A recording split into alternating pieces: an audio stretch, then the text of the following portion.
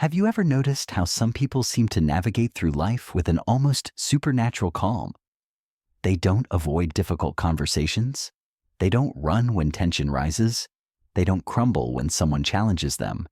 Instead, they lean in. They engage. They find a way to transform conflict into something powerful, something that actually strengthens them. And you wonder, what do they know that you don't? Maybe you're tired of being the person who always backs down, who avoids confrontation at all costs, who would rather swallow their truth than risk an uncomfortable moment. Maybe you've spent so long running from conflict that you've forgotten what it feels like to stand your ground without your heart racing, your palms sweating, your mind going blank. Maybe you've convinced yourself that peace means avoiding all friction, when in reality, you're just avoiding life itself. But what if I told you that everything you believe about conflict is wrong? That the very thing you've been running from is actually the key to your freedom? That the discomfort you feel when tension arises isn't a warning to flee, but an invitation to grow? Carl Jung understood something that most people never realize. He saw that conflict isn't the enemy of peace. It's the birthplace of authenticity. It's where you discover who you really are beneath all the masks, all the people-pleasing, all the desperate attempts to keep everyone happy while slowly suffocating your own soul. Jung said that we cannot change anything until we accept it. Condemnation does not liberate, it oppresses. And what have you been doing your entire life? Condemning conflict, running from it, treating it like a disease that must be avoided at all costs. But every time you run, every time you swallow your words, every time you choose false peace over authentic expression, you're not preserving harmony. You're feeding your own imprisonment. This video isn't about becoming aggressive or confrontational. It's not about picking fights or creating drama where none exists. This is about something far more profound. It's about learning to engage with the friction of life in a way that transforms both you and everyone around you. It's about discovering that on the other side of conflict lies something you've been searching for your entire life. True freedom. Because here's what nobody tells you.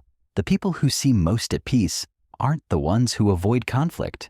They're the ones who've learned to dance with it. They understand that every uncomfortable conversation, every moment of tension, every clash of perspectives is an opportunity to become more themselves, not less. You've been taught that conflict is dangerous, that it threatens relationships, that it reveals the worst in people. But Jung saw it differently. He understood that conflict is simply the friction between what is and what could be. It's the growing pains of consciousness trying to expand. It's the soul demanding to be heard. And right now, your soul is demanding to be heard. That's why you're here. That's why something inside you recognized that you can't keep living this way. Tiptoeing around truth, sacrificing your authenticity for the illusion of peace, shrinking yourself to fit into spaces that were never meant for you. The path we're about to explore together isn't comfortable. It requires you to face everything you've been avoiding, not just the conflicts outside, but the war that's been raging inside you, the war between who you are and who you think you need to be to survive, the war between your authentic voice and the silence you've been trained to maintain. Jung called this process individuation, the journey of becoming who you really are. And here's the truth that will either terrify or liberate you. You cannot individuate without conflict. You cannot become whole while avoiding the very experiences that would make you whole. You cannot find peace by running from the battles that would actually set you free. So if you're ready to stop running, if you're ready to discover what lies on the other side of your fear, if you're ready to transform the very thing that's been controlling you into the very thing that liberates you, then stay with me. Because what we're about to explore will change not just how you handle conflict, but how you move through the entire world. But first, we need to understand why you run in the first place. Why does conflict feel so threatening? Why does your body react like you're facing mortal danger when someone simply disagrees with you? The answer lies deeper than you think, in a place Jung called the unconscious, a realm where your deepest fears and most powerful defenses have been quietly shaping your life since the day you were born. Most people believe they avoid conflict because they're peaceful, because they're mature, because they value harmony. But Jung knew better. He understood that our aversion to conflict isn't born from wisdom. It's born from wound. Somewhere in your past, conflict became associated with danger. Maybe you grew up in a home where raised voices meant chaos. Maybe you learned that disagreeing meant losing love.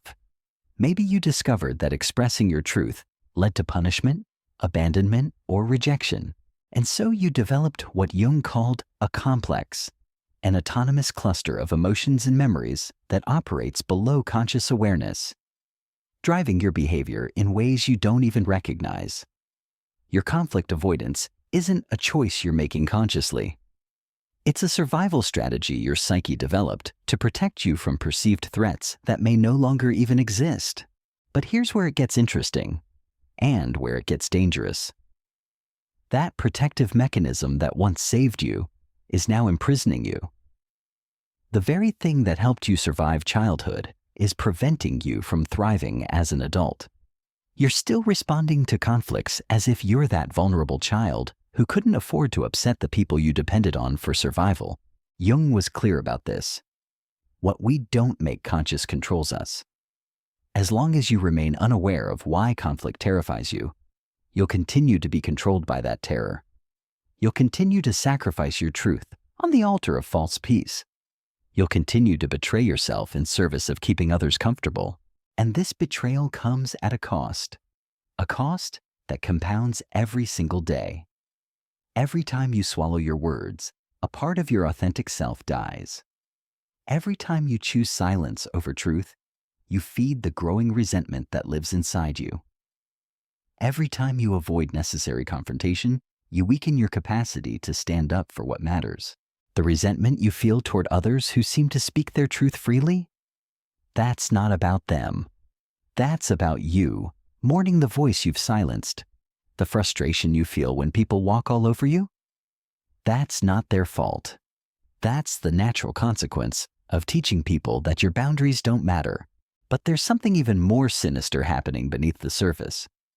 When you consistently avoid conflict, you don't just lose your voice, you lose your sense of self. You become so focused on reading the room, on managing everyone else's emotions, on avoiding any possible friction, that you forget who you are when no one else is watching. Jung called this living through the persona, the mask we wear to be acceptable to others. But when the mask becomes all you know, when you've spent so long being who others need you to be that you've forgotten who you actually are, you're not living, you're performing. And that performance is killing you from the inside out. This is why conflict avoidance isn't just about communication. It's about the very core of your identity. It's about whether you have the courage to exist as yourself in a world that's constantly pressuring you to be someone else. It's about whether you're willing to risk disapproval, rejection, even loss in service of something more important than comfort. Authenticity. And authenticity, Jung understood, cannot be achieved without confrontation. Not confrontation with others, necessarily, but confrontation with yourself, with your fears, your shadows, your unconscious patterns that have been running your life from behind the scenes. The moment you begin to understand this, something shifts. You start to see conflict differently, not as something that happens to you, but as something that reveals you. Every argument you've avoided, every difficult conversation you've sidestepped, every moment of tension you fled from, they weren't random obstacles in your path. They were mirrors, reflecting back parts of yourself that you weren't ready to see. Jung believed that everything in the external world that triggers us is actually pointing to something unresolved within us. The person who makes your blood boil with their arrogance, they're showing you the arrogance you refuse to acknowledge in yourself.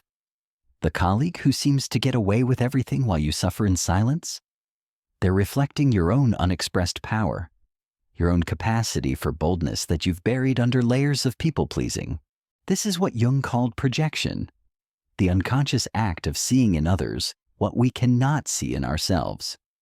And conflict is where projection becomes most obvious. When someone challenges you and your heart starts racing, when criticism hits you like a physical blow, when disagreement feels like an attack on your very existence, that intensity isn't really about them. It's about the parts of yourself you've disowned. Think about the last time someone really got under your skin. What was it about their behavior that felt so intolerable? Was it their selfishness? Their lack of consideration? Their refusal to back down? Now ask yourself this uncomfortable question. Where might those same qualities exist within you? Where have you been selfish, but called it self-care? Where have you been inconsiderate, but justified it as necessary? Where have you refused to back down, but framed it as standing your ground? This is the shadow work that Jung talked about. The process of reclaiming the parts of yourself that you've hidden, denied, or projected onto others. And here's the paradox. The very qualities you judge most harshly in others are often the qualities you most need to integrate within yourself. The person who never sets boundaries often rages internally at those who set them easily. The person who never speaks up seethes with resentment toward those who voice their opinions freely. The person who avoids all confrontation becomes secretly fascinated by those who seem to thrive in conflict. These aren't coincidences. These are invitations from your unconscious to reclaim what you've lost. But reclaiming your shadow isn't about becoming the things you've judged in others. It's about finding the healthy expression of those energies within yourself. The selfishness you despise in others might need to become healthy self-advocacy in you. The aggression you fear in others might need to become assertiveness in you. The ruthlessness you condemn in others might need to become the willingness to cut ties with what no longer serves you. Jung understood that wholeness requires integration, not perfection. You cannot become complete by eliminating parts of yourself. You become complete by accepting all parts of yourself and learning to express them consciously rather than unconsciously. And this is where conflict becomes your teacher rather than your enemy. Every person who triggers you is offering you a gift, the gift of seeing what you've hidden from yourself. Every argument you've been avoiding is actually an opportunity to practice expressing parts of yourself you've kept locked away. Every uncomfortable conversation is a chance to integrate another piece of your authentic self. But integration requires courage. It requires the willingness to be seen as imperfect, to risk disappointing people who preferred you when you were smaller, to disappoint those who benefited from your silence. It requires accepting that some people will not like the fuller version of you, and that this rejection is not a reflection of your worth, but a reflection of their comfort with their own limitations. Jung said that the privilege of a lifetime is to become who you truly are. But becoming who you truly are inevitably involves conflict, because it involves choosing yourself over others' expectations, your truth over their comfort, your growth over their need for you to stay the same. This is why every great transformation begins with a conflict, internal or external. The caterpillar doesn't become a butterfly through peaceful meditation. It becomes a butterfly through the violent dissolution of everything it once was. The seed doesn't become a tree through gentle coaxing. It becomes a tree by breaking through the hard shell that once protected it, but now confines it. Your conflict avoidance isn't protecting you. It's confining you. Every difficult conversation you postpone becomes a prison bar. Every truth you swallow becomes a weight you carry. Every time you choose peace over authenticity, you choose a smaller version of yourself. But what happens when you stop choosing the smaller version? What happens when you finally decide that your authenticity matters more than their comfort? What happens when you choose to engage with conflict not as a victim, but as a participant in your own liberation? This is where the real transformation begins. This is where you discover that on the other side of every conflict you've been avoiding lies a piece of yourself you've been missing. This is where you learn that freedom isn't found in the absence of friction. It's found in your willingness to engage with friction consciously, purposefully, authentically. Jung called this the process of individuation, the journey of becoming undivided, whole, complete. And individuation, he understood, is not a peaceful process. It's a process of constant becoming, constant choosing, constant confrontation with everything that would keep you small, safe, and unconscious. The question isn't whether you'll face conflict in your life. The question is whether you'll face it consciously or unconsciously, whether you'll use it as a tool for growth or let it use you as a victim of circumstance. The question is whether you'll finally stop running from the very experiences that could set you free. The choice is yours. And it's a choice you make not once, but every single day, in every interaction, in every moment, when tension arises and you feel that familiar flutter of fear in your chest, you can continue to choose the path you've always chosen, the path of avoidance, of swallowing your truth, of shrinking yourself to fit into spaces that were never meant for you. Or you can choose something different, something terrifying, something liberating. You can choose to see conflict not as your enemy, but as your greatest teacher. You can choose to understand that every person who challenges you is actually offering you a gift, the gift of showing you where you still have room to grow, where you still have power to reclaim, where you still have authenticity to discover. But let me be clear about what this choice means. It means you will disappoint people. It means you will lose relationships that were built on your willingness to stay small. It means you will face criticism, judgment, even rejection from those who preferred you when you were easier to control. And it means you will have to sit with the discomfort of not knowing how every confrontation will end. Jung understood that growth requires sacrifice. You cannot become who you're meant to be while clinging to who you've always been. You cannot discover your authentic voice while remaining committed to saying only what others want to hear. You cannot find freedom while choosing safety at every turn. The people who seem to navigate conflict with such grace, they've made this choice. They've decided that their authenticity matters more than universal approval. They've chosen to risk temporary discomfort for lasting freedom. They've learned that the pain of speaking their truth is far less than the pain of living a lie. And here's what they discovered on the other side of that choice. Conflict doesn't destroy relationships. It reveals them. The connections that cannot survive your authenticity were never truly yours to begin with. They were contracts based on your willingness to be less than you are. The relationships that can handle your full expression, that can dance with your complexity, that can grow through friction rather than crumble from it. These are the relationships worth having. When you stop avoiding conflict, something miraculous happens. You stop attracting people who need you to be small. You stop tolerating dynamics that drain your energy. You stop participating in conversations that require you to betray yourself. Instead, you begin to magnetize people who appreciate depth, who value authenticity, who understand that real intimacy requires the courage to disagree. But the most profound change happens within you. When you finally stop running from conflict, you discover that you were never running from others. You were running from yourself.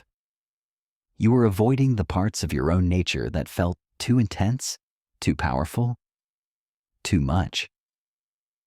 You were rejecting your own capacity for strength, for passion, for the kind of presence that can change a room simply by refusing to apologize for existing. Jung called this the integration of the shadow, the process of reclaiming the disowned parts of yourself. When you embrace conflict, you embrace your own complexity. You accept that you are not just light, but also darkness, not just peace, but also fire, not just harmony, but also the willingness to disrupt what is false in service of what is true. This integration doesn't make you aggressive or combative. It makes you complete.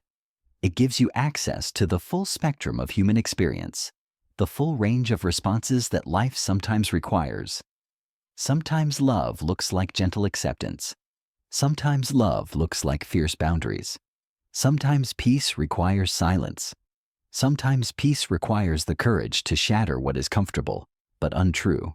The freedom that Jung spoke of, the freedom that lies on the other side of conflict, isn't the freedom from difficulty. It's the freedom to be yourself in the face of difficulty. It's the freedom to know that you can handle whatever comes your way because you've stopped running from half of human experience. It's the freedom that comes from knowing that your worth doesn't depend on everyone's approval, that your peace doesn't require everyone's comfort, that your authenticity doesn't need anyone's permission. When you reach this place, conflict transforms from something that happens to you into something that happens through you. You become a conscious participant in the dance of human interaction rather than a victim of circumstances beyond your control. You discover that you have choice in every moment, not the choice to control how others respond, but the choice to show up as yourself regardless of how they respond. This is what it means to embrace conflict and find freedom. Not freedom from the challenges of human relationship, but freedom within those challenges. Freedom to be complex, to be contradictory, to be beautifully and messily human in a world that often demands that you be simple, consistent, and safely predictable. So I ask you now, as we reach the end of this journey together, what conflict have you been avoiding? What truth have you been swallowing? What part of yourself have you been hiding because you were afraid of how others might respond? That thing you're thinking of right now, that's your next step.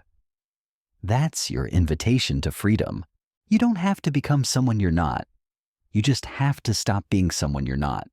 You don't have to start fights. You just have to stop running from the fights that find you.